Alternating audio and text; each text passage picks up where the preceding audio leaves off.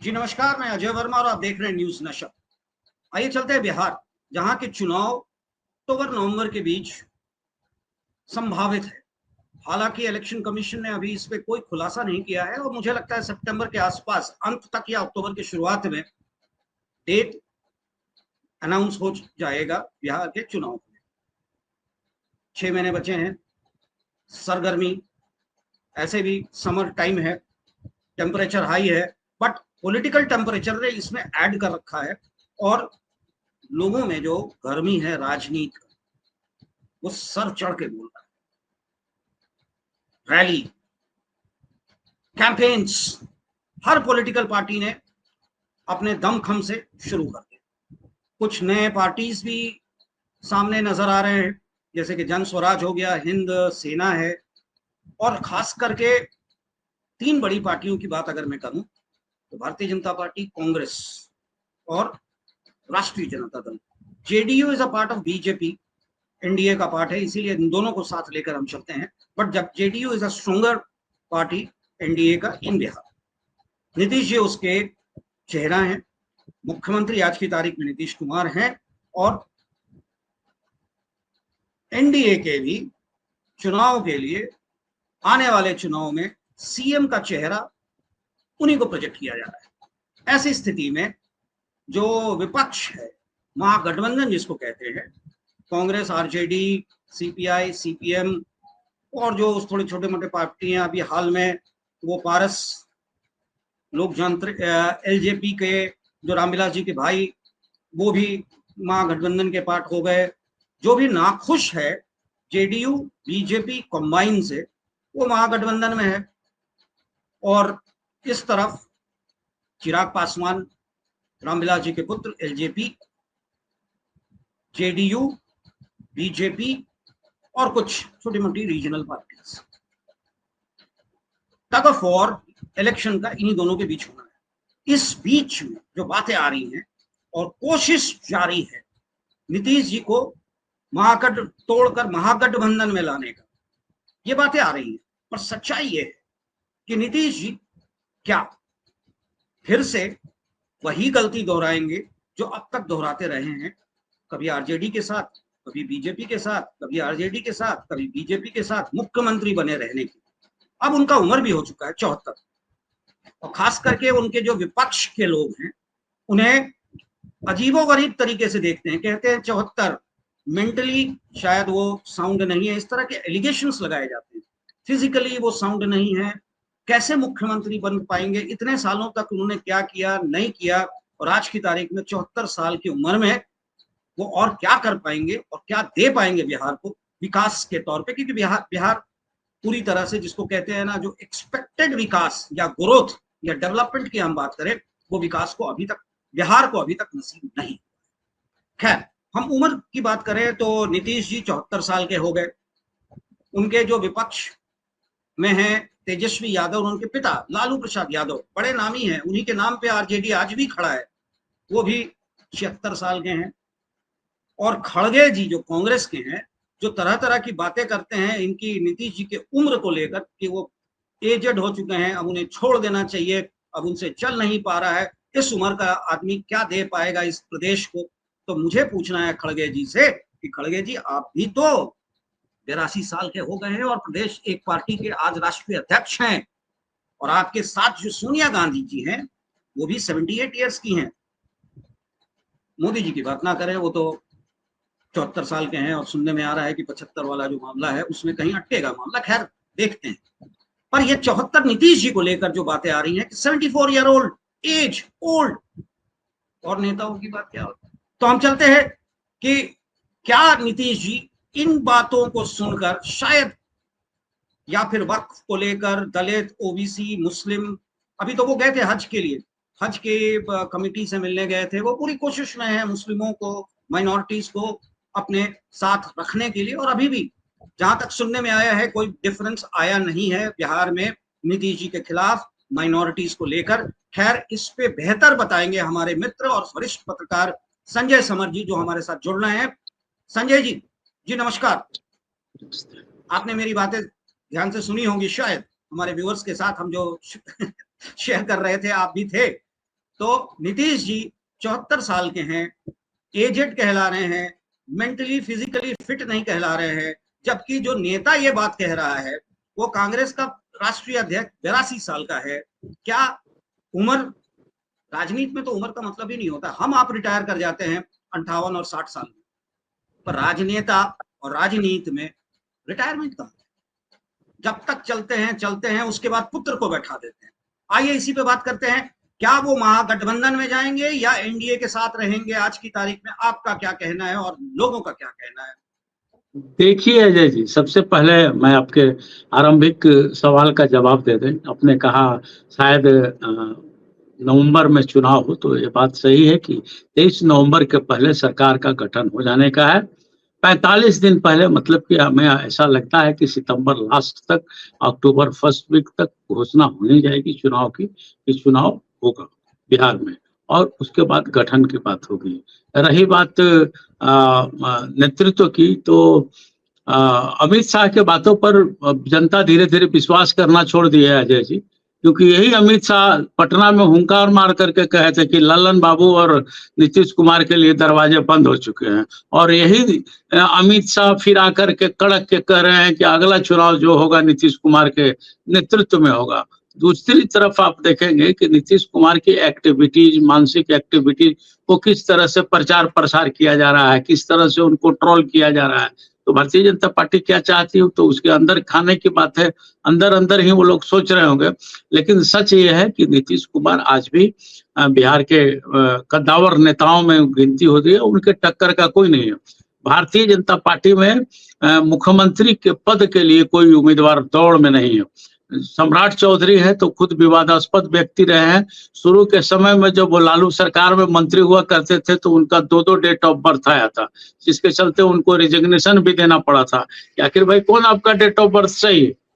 वो जो 18 साल से कम के उम्र में उन्होंने ओथ ले लिया था नकली डेट ऑफ बर्थ दिखला करके, वो मामला जो था रफा दफा हो गया होगा तो अलग बात है, कुछ खास जानकारी नहीं है, लेकिन उस वक्त की बात की ये जानकारी है।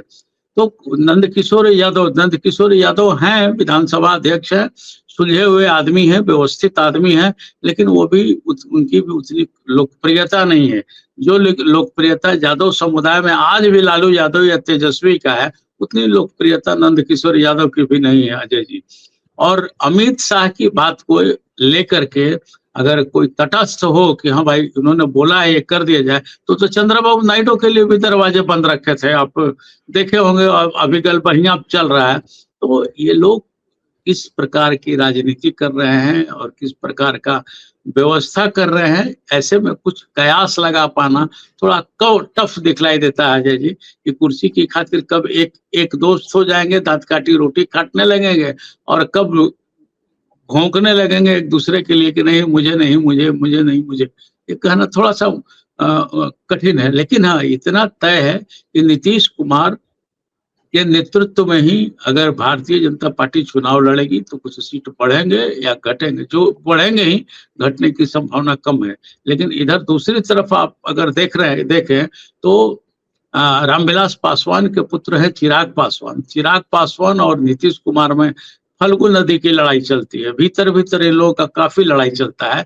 पिछले बार जो भी सीट इनकी कम आई, कारण चिराग पासवान ही रहे, क्योंकि उन्होंने खुद ऐलान कर करके लोजपा से और सब जगह कैंडिडेट दिया था। वहां कैंडिडेट दिए थे जहां से कि नीतीश की पार्टी जदयू लड़ी थी।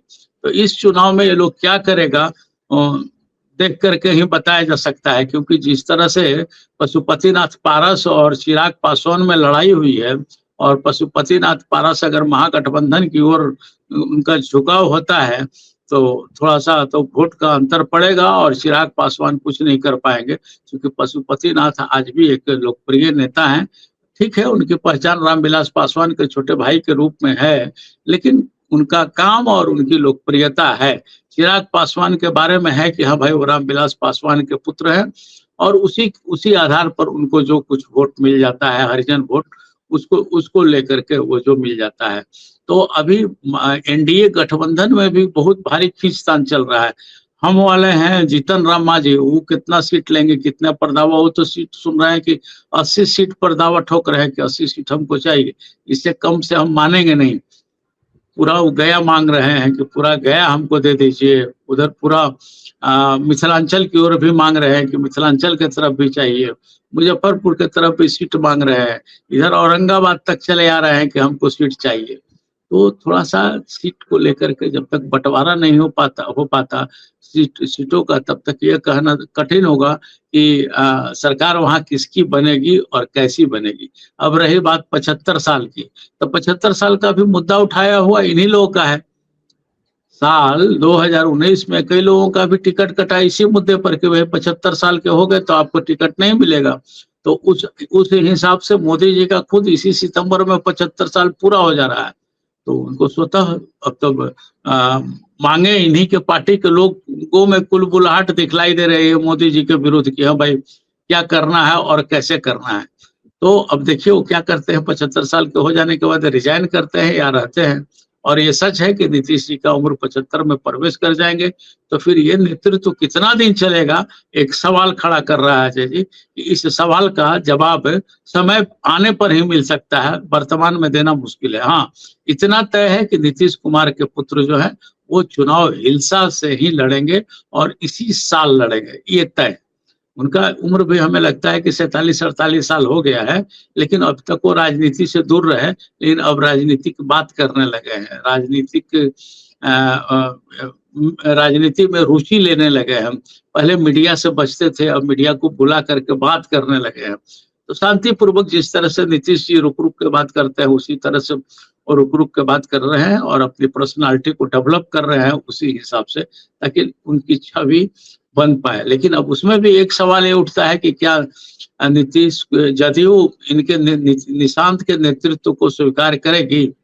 मान लीजिए कि झामुमो के में हेमंत सोरेन के नेतृत्व को, चाहे मथुरा महतो हो, चाहे स्टीफन मरांडी हो, चाहे चंपाई सोरेन हो, चाहे रामदास सोरेन हो, ये सब पुराने नेताओं की बात मैं बता रहा हूँ, इन लोगों ने स्वीकार कर लिया।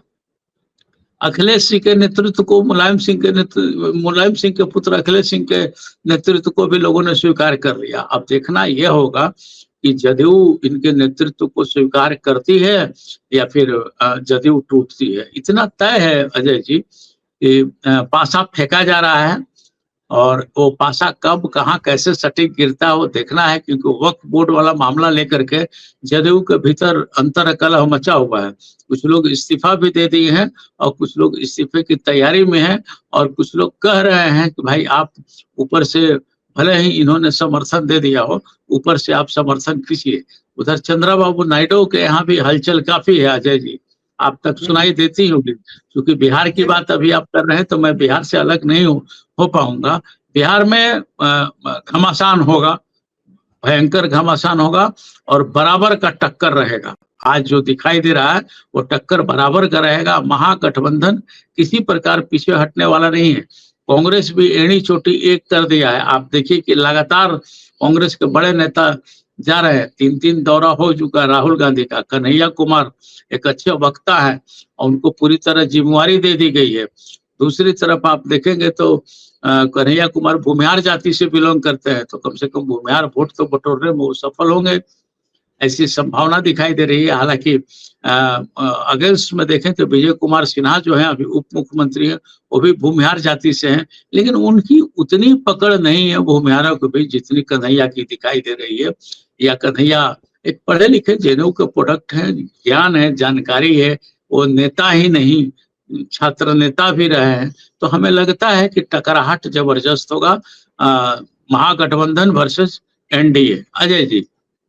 नहीं, देखिए ये तो बिहार की राजनीति में मैंने भी सालों साल देखा है कि जहां बातें आती हैं जात और जात बेस्ड वोट्स की, तो सवर्णों का वोट हमेशा ज्यादातर भारतीय जनता पार्टी, पहले कांग्रेस के साथ होता था, फिर शिफ्ट करके भारतीय जनता पार्टी तक गया।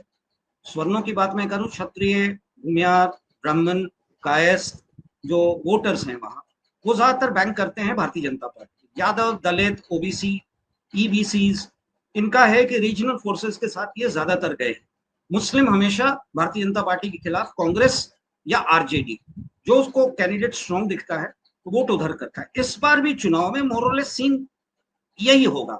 इस स्थिति में कन्हैया कुमार एक भूमिहार चेहरा, दूसरे तरफ एक नई पार्टी के नेता, ब्राह्मण चेहरा, ये स्वर्णों का शिफ्ट होगा। स्वर्ण मतलब कि जिसको हम कहते हैं भूमियार, राजपूत, ब्राह्मण, कायस्थ, इनका क्या शिफ्ट होगा भारतीय जनता पार्टी से, जो आपको लगता है आम जनता से जब आप बात करते होंगे तो एक लगता होगा ना कि अभी भी वो देखिए भारतीय जनता पार्टी के साथ हैं या शिफ्ट कर सकते हैं।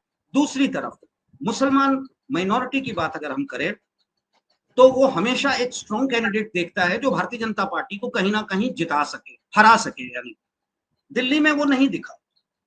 क्या बिहार में भी इस बार माइनॉरिटी वोट्स कटेगा? और अगर कटता है कांग्रेस और इसके बीच या फिर छोटे रीजनल फोर्सेस के साथ या जेडीयू के साथ, तो भारतीय जनता पार्टी को तो फायदा मिलना ही है, यानी कि एनडीए को उसका बेनिफिट्स मिलेगा। मैं इस पे आपसे जानना चाहता हूं कि जातीय समीकरण को देखते हुए आपको क्या लगता है, इस बार भी बिहार अपने पुराने तरीके पे जाएगा या कुछ बदलाव की स्थिति दिख रही है? देखिए अजय जी, सवर्णों का मोह भंग हो चुका है भारतीय जनता पार्टी से। इसका प्रमाण दिखलाई दे रहा है पिछला लोकसभा चुनाव। जब से मोदी जी ने कहा है कि मैं ओबीसी से बिलोंग करता हूं, उसके बाद से सवर्णों का झुकाव थोड़ा कम हो गया है। शाहाबाद जिले में 4 संसदीय सीट होते हैं अजय जी, चारों के चारों में आईपीएफ ले गया है, ना कि भारतीय जनता पार्टी को मिला। तो ये प्रमाण काफी है कि सवर्णों का मोह भंग हो गया है भारतीय जनता पार्टी से। क्योंकि जब प्रधानमंत्री अपने आप को ही प्रधानमंत्री पद पर बैठा इंसान की कोई जात नहीं होती, कोई धर्म नहीं होता, लेकिन जब वो खुद अपने आप को जब बोल रहे हैं तो इससे काफी सवर्ण नाराज हैं। दूसरी बात यह है कि सवर्णों के लिए कोई योजना भारतीय जनता पार्टी के पास नहीं है जो सवर्णों को खुश कर सके। ये इनके पास जो भी योजना है वो सब दलित के लिए है, आदिवासी के लिए है, बैकवर्ड कम्युनिटी के लिए, सवर्णों के लिए। लेकिन आज भी बिहार में स्वर्ण ही ऐसे हैं जो कि वोटों का प्रतिशत बढ़ा सकते हैं, जिस ओर चाहे बढ़ सकता है और जिस ओर चाहे घट भी सकता है। तो ये तो चुनाव के समय ही आएगा कि स्वर्णों को क्या, स्वर्ण मतलब अब तक का जो अनुभव रहा है या जो देखा गया है वो कैप्टन की भूमिका में रहे हैं अभी तक के हिसाब किताब से। लालू राबड़ी के शासन में थोड़े इसमें गिरावट आया था, लेकिन पुनः ये लोग धीरे धीरे कर करके उस ओर बढ़ गए हैं। तो अब देखना है कि किस हिसाब से कौन को कितना टिकट देता है, उस पर उसके बाद ही इसमें तय हो पाएगा कि ये लोग अपने। संजय जी, मैं आप और हमारे बीच में जो एक शब्द आया है ना स्वर्ण, मैं उसको डिस्क्लेमर के साथ कहना चाहूंगा कि स्वर्ण शब्द का इस्तेमाल हम इसलिए कर रहे हैं कि आम रिपोर्टिंग में, मीडिया के रिपोर्टिंग में या पॉलिटिकल रिपोर्टिंग में या पॉलिटिकल स्टेटमेंट में इस तरह का शब्द का इस्तेमाल होता है। हमारे लिए सारे बराबर है जी ना। अब बिल्कुल सही कहा आपने अजय जी। स्वर्ण मतलब 4 जाति ही होते हैं, कायस्थ होता है, राजपूत होता है, भूमिहार होता है, फिर पंडित होता है। ये 4 ही जाति है। और प्रिंट मीडिया हो, इलेक्ट्रॉनिक मीडिया हो, ये चारों को स्वर्ण ही मानता है। और इसी चारों में आ जाते हैं कुर्मी भी आ जाते हैं, कोयरी और कुर्मी भी आ जाते हैं। तो उन लोगों को अलग नहीं दिया जा सकता है, इसलिए कि कुर्मी और कोयरी ये दोनों एक ही जाति से होते हैं कि कुर्मी और कोयरी, ये लोग भी काफी धनाढ़ होते हैं। इसी से इन लोगों को भी स्वर्ण में ही रखा जाता है। इनको रिजर्वेशन से भी कोई खास मुनाफा नहीं होता है, इसी से ये अपने आप को फॉरवर्ड ही मानते हैं। तो इन सब की संख्या जो है वो बूम कर रही है या बूम की हुई है। हालांकि स्वर्णों की संख्या तो बहुत कम है, जैसा कि जातीय सर्वे करवा करके तेजस्वी नीतीश ने प्रमाणित किया था कि इनकी संख्या बस इतना ही है। हालांकि वो तो विवाद में चला गया था इनका सर्वे, और सर्वे में दम भी नहीं है। ये स्वाभाविक सा बात है। अगर जिस हिसाब से कायस्थों की संख्या दिखाई गई है तो टोटली फेल है। पटना में पूरी तरह से कायस्थ है, आरा में पूरी तरह से कायस्थ है, आप मुजफ्फरपुर देखे पूरी भरे हुए हैं, कायस्थों से भरा है, मधुबनी में कायस्थों से भरा है। जितना जिला है, जिला स्तर पर जो शहर है उसमें कायस्थों की संख्या बड़े पैमाने पर है। ग्रामीण क्षेत्र में कायस्थ थोड़े जरूर कम है। उसी तरह से ग्रामीण क्षेत्र में भूमिहारों की संख्या सबसे ज्यादा है, राजपूतों की संख्या सबसे ज्यादा है, ब्राह्मणों की संख्या सबसे ज्यादा है। तो उस सर्वे वो विवादास्पद हो गया है और मन मुताबिक सर्वे बनाया गया है किसी खास लोगों को गिराने के लिए, दबाने के लिए। तो वो तो खैर विवादास्पद मामला हो गया, उस पर बोलना बोलना बेकार है। लेकिन जहां तक अल्पसंख्यक को मतलब अगर मुसलमान से सिर्फ आप जुड़ रहे हैं तो मुसलमान वोट इस बार जदयू को नहीं जाएगा।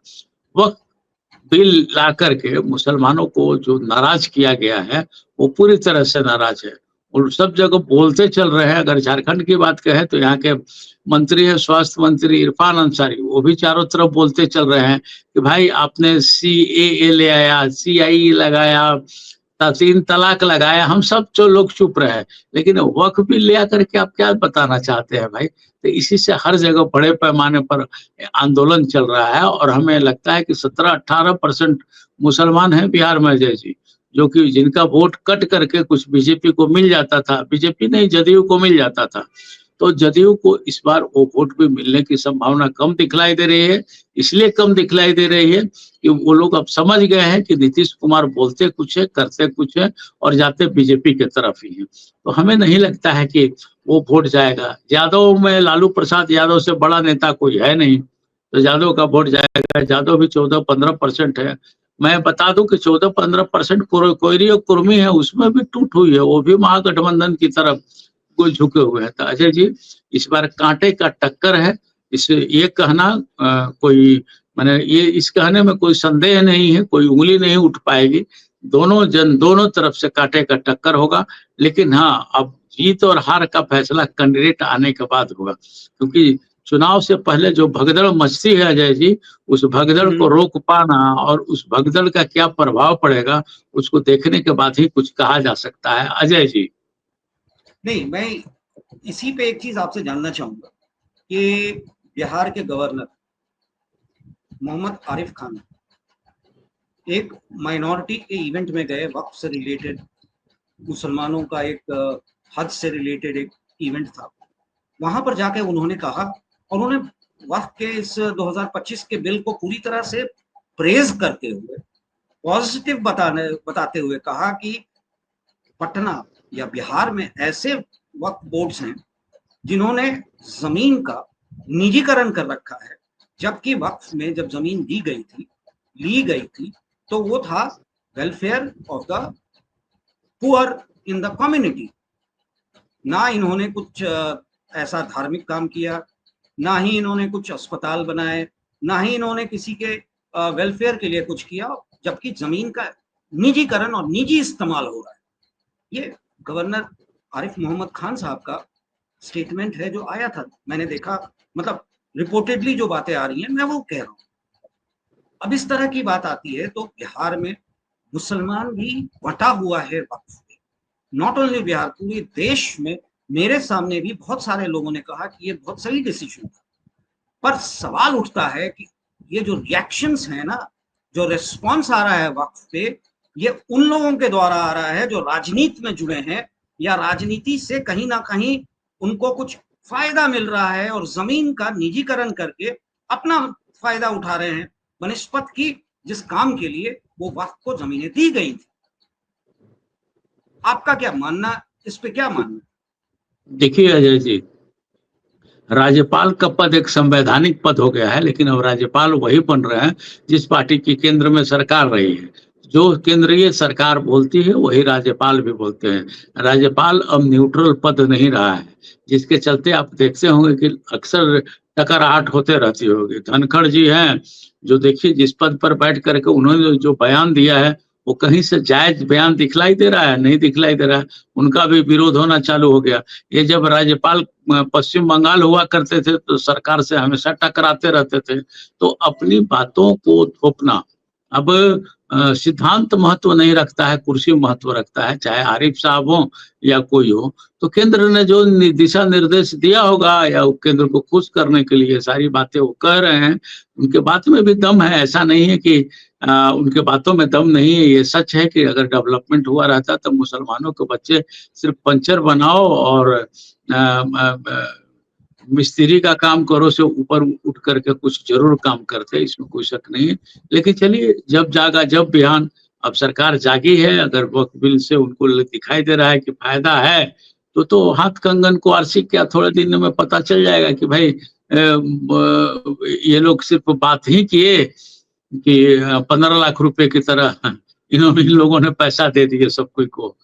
अब तो ये समय बताएगा, थोड़ा समय का इंतजार कीजिए, क्योंकि जब बिल पास हो गया है, दोनों सदन ने पास कर दिया है और राष्ट्रपति महोदय ने इस पर अपना चिड़ियाल बैठा दिया है, साइन कर दिया है, तो स्वाभाविक बात है कि लागू होगा ही। लेकिन मामला अगर कोर्ट में गया है तो कोर्ट तो सर्वोपरि है ही। अब धनखड़ जी लाख कुछ बोलते हैं या निशिकांत दुबे कुछ भी बोलते हैं, उससे क्या क्या होता है, उससे तो कुछ होने जाने का नहीं है। लेकिन जब दोनों सदनों ने पास कर दिया और राष्ट्रपति चाहती तो उसको 2 बार लौटा सकती थी, 2 बार लौटा सकती थी, लेकिन दोनों बार के बाद तीसरी बार भी अगर एक्सेप्ट कर लिया जाता तो उनको साइन करना मजबूरी था। राष्ट्रपति महोदया ने यहीं पे गलती की, उनको लौटाना चाहिए था। और जो संविधान की कहिए या जो परिपाटी है उसको मेंटेन करना चाहिए था। मेंटेन इसलिए करना चाहिए था कि ये विवादास्पद मामला था, एक बार में आया और एक बार में ही साइन करके हम हटा दिए। तो ये तो सवाल उठना लाजमी है अजय जी, क्योंकि राष्ट्रपति का पद भी संवैधानिक पद है, लेकिन अब वो भी पूरी तरह से पॉलिटिकल पोस्ट हो गया है, और जिसकी सरकार रहती है, जिसके द्वारा चुन के आए जाते हैं लोग, उसी के लिए काम हो रहा है, जो कि दुखद है, काफी दुखद है। लेकिन अब चलिए भाई, जो कहना है सबको मानना है तो हम लोग भी मान रहे हैं, और हम लोग इंतजार कर रहे हैं कि देखिए भाई, अगर वक्फ बिल लागू होता है तो इसका क्या रिजल्ट होगा। लेकिन वक्फ बिल को लेकर के सिर्फ बिहार ही नहीं, पूरे देश के मुसलमान एक हो गए हैं अजय जी। और एक ये इनका गुस्सा किस तरह चुनाव में किस करवट बैठेगा, ये कहना मुश्किल है। पहले लोग राम मंदिर बनाने के लिए जिस तरह से गुस्से को आंक नहीं पाए थे लोग, थर्मामीटर इन लोगों के पास फेल हो गया था, कहीं बिहार में वही ना हो जाए। क्योंकि बड़े एग्रेसिव होकर के वोटर, जो वोट करने वाले वोटर होते हैं अजय जी, वो मुसलमान होते हैं, यादव होते हैं। ये दोनों जन बड़ा एग्रेसिव होकर के वोट करते हैं। सबसे कम वोट गिरता है और आराम का वोट गिरता है तो भारतीय जनता पार्टी का वोट गिरता है। कहीं अगर हल्ला हुआ कि मारपीट हो गया, हल्ला गुल्ली हो गया, धक्कम धुक्कम हो गया, तो भारतीय जनता पार्टी के वोटर जो है वो घर में रह जाएंगे। लेकिन आरजेडी के वोटर जो है ना, वो निकलेंगे ही निकलेंगे। तो देखिए, आरजेडी का वोटर में ही मुसलमानों की गिनती होती है, माई समीकरण के तहत आते हैं, और कुछ जो बचते हैं वो कांग्रेस में जाते हैं। कांग्रेस की हाल की जो बैठक हुई है तेजस्वी और राहुल गांधी की खड़गे साहब के साथ, तो एक सकारात्मक बैठक हुई है। उस बैठक में जो तय हुआ है, जैसा कि दोनों पार्टी बता रही है कि हम लोग काफी खुश हैं, एक जगह ही हिच है कि भाई मुख्यमंत्री कौन बनेगा, तो जीतने के बाद इसको तय किया जाएगा, तो जीतने के बाद इसको लोग तय कर लेंगे। लेकिन इतना तय है कि लड़ेगा लोग साथ, और जब साथ लड़ेगा तो रिजल्ट निकलने के बाद ही कुछ तय कर पाएगा। लेकिन हाँ, एक चीज और है कि भाजपा और जदयू इस मुगालते में ना रहे कि इन लोगों को स्मूथली सीट मिल जा रहा है कहीं भी, क्योंकि गांव-गांव घूमने से पता चल रहा है कि इन लोगों के अगेंस्ट भी लोग अब खड़े हो गए हैं कि 27-28 साल में ना आपने रोजगार ढंग से मुहैया कराया, ना आपने कंपनी खोली, फैक्ट्री खोली, और ना ही सरकारी नौकरियों में हिस्सा दिया। थोड़े दिन के लिए ही नीतीश कुमार सरकार में साथ आए थे, तेजस्वी आगे पीछे लग करके 2 या 3 लाख लोगों की बहाली कराई थी, 5 लाख का वादा किया था, बहाली कराई थी। तो ये सब जवानों को याद है। अब ये जवान कितना कब कब और किसको मदद करते हैं, ये देखने की बात होगी। और युवा अजय जी,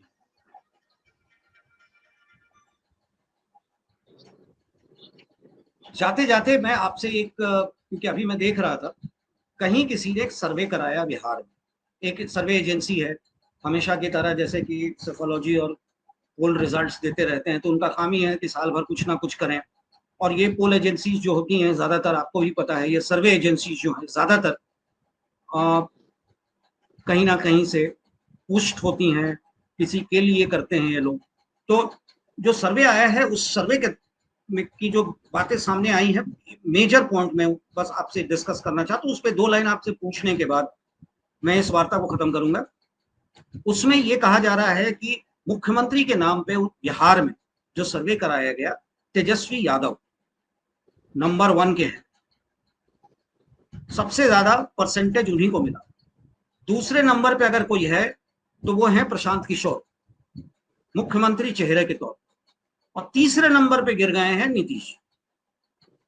तो ये सर्वे, देखिए अजय जी, इस तरह का सर्वे अभी लगातार कई कंपनियां करेंगी और अपने अपने सुविधानुसार लोगों को आगे बढ़ाएंगी। सर्वे क्या होता है आप बताएं? 50 आदमी को चुप पूछ करके बात कर लेता है लोग और उस सर्वे को डन कर दे रहा है, जबकि बिहार की जनता लगभग 14 करोड़ हो गई है। वोटर का प्रतिशत अगर 20-25%, 30% हटा दे तो वोटर 9-9.5 करोड़ वोटर है वहां पे। तो 9.5 करोड़ लोगों के मन की बात 50 लोगों से नहीं हो सकता है जैसी। इसी से सर्वे ये लोग कर करके अपना फीट चाहे जैसे सहला लें। बाजार बनाने के लिए भी सर्वे होता है जैसे कि मार्केट बन जाए हमारा, तो उसके लिए भी सर्वे होता है। तो इस सर्वे कंपनियों पर कुछ मैंने कमेंट करने का जरूरत ही नहीं है। जनता समझदार है, हमारे आपके दर्शक भी समझदार हैं, श्रोता भी आपके समझदार हैं, तो तो लोग इसीलिए अपना कयास लगा सामने सकता है। मैंने यही सोचकर सामने लाया इस बात को। चलिए, अच्छा लगा आपसे बात करके। बिहार के चुनाव के अभी तो 6 महीना धीरे धीरे गाड़ी आगे बढ़ रही है। गर्मियां, टेम्परेचर, पॉलिटिकल टेम्परेचर भी हाइट पे पहुंचने में अभी थोड़ा समय है, पर टेम्परेचर हो चुका है, गर्म हो चुका है माहौल।